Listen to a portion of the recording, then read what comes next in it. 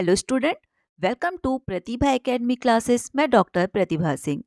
आज की क्लास में हम लोग पाश्चात्य काव्य शास्त्र और भारतीय काव्य शास्त्र के कुछ महत्वपूर्ण तथ्यों को पढ़ेंगे जिनसे परीक्षा में हमेशा प्रश्न पूछा जाता है।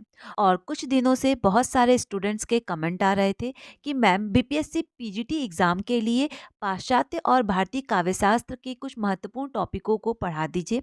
तो इसी बात को ध्यान में रखकर आज की क्लास मैं आप सब के लिए लेकर आई हूँ। और आज की क्लास से बीपीएससी शिक्षक भर्ती परीक्षा 11 टू 12 के एग्जाम में आपको प्रश्न जरूर देखने को मिलेगा। वैसे भी हिंदी साहित्य की किसी भी परीक्षा में पाश्चात्य काव्य शास्त्र और भारतीय काव्य शास्त्र इन दोनों टॉपिकों से एक या दो प्रश्न तो जरूर पूछे जाते हैं। और आज की क्लास में मैं उन्हीं तथ्यों और उन्हीं रचनाओं को पढ़ाऊंगी जो लगातार विगत वर्ष की परीक्षाओं में पूछे जा रहे हैं। और जो भी स्टूडेंट्स इस क्लास को देख रहे हैं वो इस क्लास को ज़्यादा से ज़्यादा अपने दोस्तों के साथ शेयर करना, चैनल को सब्सक्राइब कर बेल आइकॉन प्रेस करना बिल्कुल भी ना भूलें, जिससे आपको टाइम टू टाइम क्लास की अपडेट और नोटिफिकेशन मिलती रहे। और आज की क्लास में मैं जो पीडीएफ आप लोगों को पढ़ाऊंगी, अगर आप सबको ये पीडीएफ और टाइम टू टाइम क्लास की अपडेट चाहिए तो कमेंट बॉक्स में मैंने अपने टेलीग्राम चैनल का लिंक पिन कर दिया है। वहाँ से आप मेरे टेलीग्राम चैनल पे जुड़ सकते हैं। वहाँ पे आपको टाइम टू टाइम क्लास की अपडेट और कई सारे पीडीएफ और मेरे नोट्स देखने को मिल जाएंगे। तो आइए हम लोग आज की क्लास को स्टार्ट करते हैं।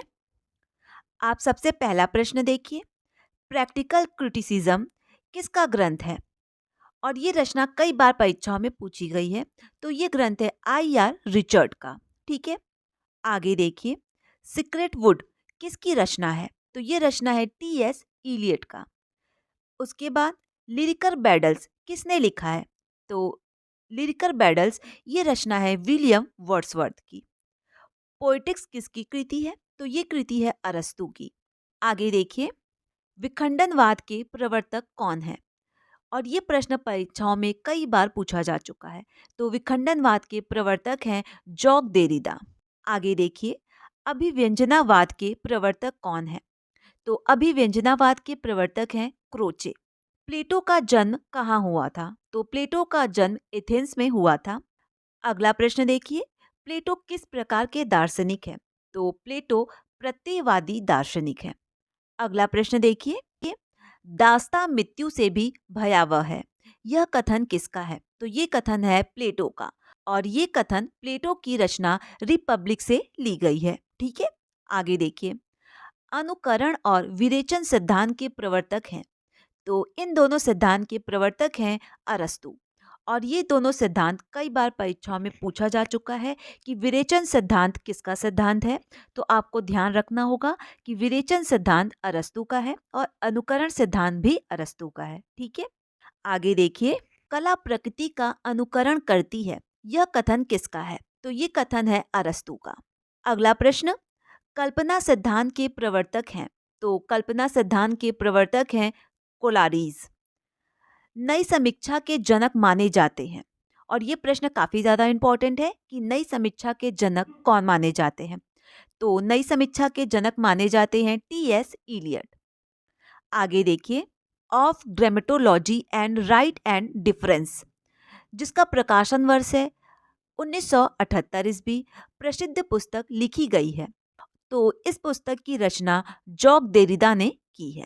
आगे देखिए, अगला प्रश्न देखिए, अनुकृति और विरेचन सिद्धांत के प्रवर्तक हैं। तो वो है अरस्तु। अगला प्रश्न, कला प्रकृति का अनुकृति करती है, ये कथन किसका है? तो ये कथन है अरस्तु का। यहाँ पे मैं उसका उत्तर टाइप करना भूल गई हूँ, तो आप लोग नोट डाउन कर लीजिए। ये कथन है अरस्तु का। अगला प्रश्न देखिए, कल्पना सिद्धांत के प्रवर्तक हैं। तो कल्पना सिद्धांत के प्रवर्तक हैं कोलारिस। अगला प्रश्न देखिए, कला अनुकृति की अनुकृति है, किसका मत है? तो ये मत है प्लेटो का। आगे देखिए, प्रमुख सिद्धांत और उसके प्रवर्तक, और ये काफी महत्वपूर्ण है, इससे प्रश्न पूछा जाता है। तो आइए हम लोग देखते हैं प्रमुख सिद्धांत और उसके प्रवर्तक कौन कौन है। पहला देखिए, प्रत्ययवाद सिद्धांत के प्रवर्तक हैं प्लेटो। अनुकृति एवं विरेचन और त्रासदी सिद्धांत, इन तीनों सिद्धांत के प्रवर्तक हैं अरस्तु। उदात्त सिद्धांत के प्रवर्तक है लोंगिनुस। संप्रेषण और मूल्य सिद्धांत के प्रवर्तक हैं आई.आर. रिचर्ड। और आई.आर. रिचर्ड का संप्रेषण सिद्धांत कई बार परीक्षाओं में पूछा गया है, तो इसे आप ध्यान में रखिएगा। आगे देखिए, निर्व्यक्तिकतावाद का सिद्धांत किसका है? तो ये सिद्धांत है इलियट का। संवेदनशीलता का सहचार्य, ये सिद्धांत है इलियट का। अभिव्यंजनावाद क्रोचो का सिद्धांत है और काफी ज्यादा इंपॉर्टेंट है। आगे देखिए, कल्पना का सिद्धांत, और ये सिद्धांत है कोलारिस का। द्वंद्ववाद, और इस सिद्धांत के प्रवर्तक हैं हीगेल। द्वंद्वनात्मक भौतिकवाद, और इसके प्रवर्तक हैं कार्ल मार्क्स। स्वच्छंदवाद, इसके प्रवर्तक हैं वर्ड्सवर्थ। विखंडनवाद, विखंडनवाद के प्रवर्तक हैं जॉक देरिडा। अगला सिद्धांत देखिए, अजनबीपन, इस सिद्धांत के प्रवर्तक हैं मार्क्स। आगे देखिए, प्रमुख काव्य सिद्धांत, संप्रदाय एवं प्रवर्तक आचार्य। और इस टॉपिक से एक प्रश्न तो परीक्षा में आपके जरूर पूछा जाएगा, तो आप इसे 2 से 3 बार जरूर पढ़ लीजिएगा। आइए आगे देखते हैं। अलंकार संप्रदाय के प्रवर्तक हैं आचार्य भामा। रस संप्रदाय के प्रवर्तक हैं आचार्य भरत मुनि। रीति संप्रदाय के प्रवर्तक हैं आचार्य वामन। वक्रोक्ति संप्रदाय के प्रवर्तक हैं आचार्य कुंतक।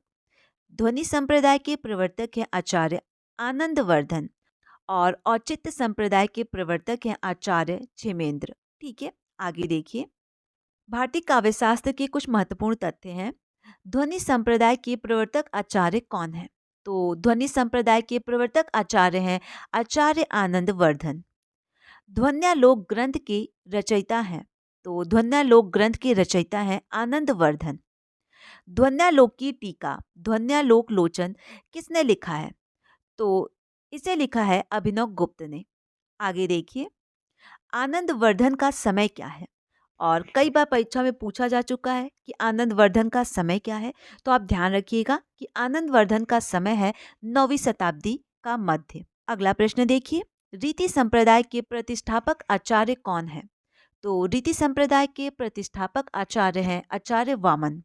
आगे देखिए, रीति रतात्मक काव्यस्य, रीति काव्य की आत्मा है, कथन किस आचार्य का है? तो ये कथन है आचार्य वामन का। और ये कथन कई बार परीक्षाओं में पूछा जा चुका है, तो इसे आप ध्यान में रखिएगा। आगे देखिए, विशिष्ट पद रचना रीति, कथन है आचार्य वामन का। वक्रोक्ति संप्रदाय के प्रतिष्ठापक आचार्य कौन है? तो वक्रोक्ति संप्रदाय के प्रतिष्ठापक आचार्य हैं आचार्य कुंतक। आगे देखिए, वक्रोक्ति जीवितम नामक ग्रंथ की रचना कर वक्रोक्ति सिद्धांत का प्रवर्तक किस आचार्य ने किया है? तो वो किया है आचार्य कुंतक ने। अगला प्रश्न देखिए, वक्रोक्ति को काव्य की आत्मा किस आचार्य ने घोषित किया है?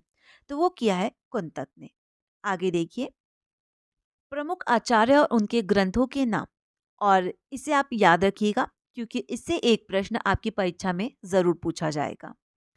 तो आइए हम लोग देखते हैं प्रमुख आचार्य और उनके ग्रंथ। नाट्य शास्त्र, इस ग्रंथ के लेखक हैं भरत मुनि। काव्यालंकार, इस ग्रंथ के लेखक हैं भामा। काव्यालंकार सूत्रवृत्ति, इस ग्रंथ के लेखक हैं वामन। काव्यालंकार रुद्रट की रचना है। वक्रोक्ति जीवितम, इस ग्रंथ के लेखक हैं कुंतक। काव्य प्रकाश कई बार परीक्षा में पूछा गया है और इसके लेखक हैं मम्मट। साहित्य दर्पण काफी इंपॉर्टेंट है और इसके लेखक हैं विश्वनाथ। रसगंधार, इस रचना के लेखक हैं पंडित जगन्नाथ। आगे देखिए, औचित्य विचार चर्चा, इस ग्रंथ के लेखक हैं आचार्य क्षेमेंद्र। काव्यानुशासन, इस ग्रंथ के लेखक हैं हेमचंद। ध्वन्यालोक आनंदवर्धन की रचना है। आगे देखिए, ध्वन्यालोक लोचन, इस ग्रंथ के लेखक हैं अभिनव गुप्त। और आप इन दोनों रचनाओं को स्पेशली ध्यान में रखिएगा, बच्चे अक्सर कंफ्यूज होते हैं।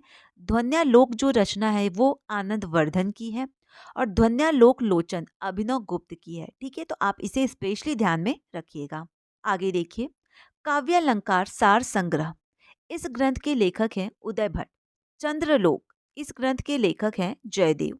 आगे देखिए, कुवलयानंद, इस ग्रंथ के लेखक हैं अप्पे दीक्षित। काव्य दर्शन, इस ग्रंथ के लेखक हैं दंडी। 10 रूपक, 10 रूपक के रचनाकार हैं धनंजय। महाभाष्य, महाभाष्य रचना है पतंजलि की। सरस्वती कंठाभरण, इस ग्रंथ के लेखक हैं भोजराज। सिंगार प्रकाश, इस ग्रंथ के लेखक हैं भोजराज। अलंकार सर्वस्व, इस ग्रंथ के लेखक हैं रुय्यक। और उज्ज्वल नीलमणि, इस ग्रंथ के लेखक हैं रूप गोस्वामी। ठीक है। तो इस प्रकार पाश्चात्य काव्य शास्त्र और भारतीय काव्य शास्त्र के जो भी महत्वपूर्ण टॉपिक थे जिनसे प्रश्न पूछे जाते हैं और लास्ट टाइम में जो रिवीजन के लिए आप लोगों के लिए काफ़ी ज़्यादा इम्पोर्टेंट है, उसे मैंने आप लोगों को पढ़ा दिया है। बाकी अगर आप लोगों को भारतीय काव्य शास्त्र और पाश्चात्य काव्य शास्त्र काफ़ी विस्तार पूर्वक पढ़ना है तो उसे मैंने काफ़ी विस्तार पूर्वक पढ़ाया है। उन वीडियो का लिंक मैं कमेंट बॉक्स में पिन कर दूंगी। और ये आपकी सिर्फ और सिर्फ एक रिवीजन क्लास है जिसे आप लास्ट टाइम में रिवीजन कर सकते हैं। और आज की क्लास से आपके पेपर में आपको 1 से 2 प्रश्न तो ज़रूर देखने को मिलेगा।